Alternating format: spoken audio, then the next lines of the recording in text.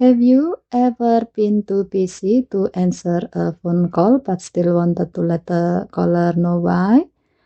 Instead of simply rejecting it, your Samsung Galaxy S26 Ultra lets you send a quick text message to let the caller know why.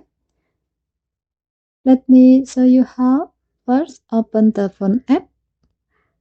Tap the three-dot menu in the top right corner. Then tap Setting. Scroll down the screen. Next, tap Quick Decline Messages. Here you will see a list of pre-written messages that you can send when rejecting a call. To create your own message, tap the plus icon, type your message, then tap Save.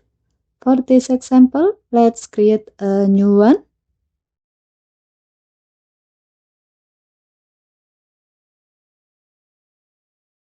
If you no longer need a message, tap the trash can icon.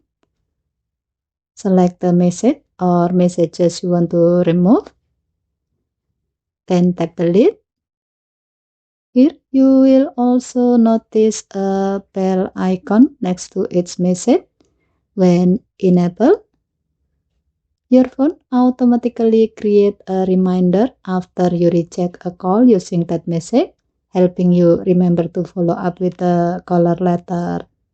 Now, when you receive an incoming call, you just need to swipe up from the bottom of the screen to view your quick decline messages, then tap the message you like to send. However, if your incoming calls appear as pop-up, instead simply tap Send Message to access the same quick decline messages. Your phone then reject the call, send the selected message to the caller, and if the bell icon is enabled for that message, your phone will automatically create a reminder for you to contact the caller later. And that's how to reject calls with a message on the Samsung Galaxy S26 Ultra. Okay, thank you for watching. Please help to like and subscribe. Have a nice day.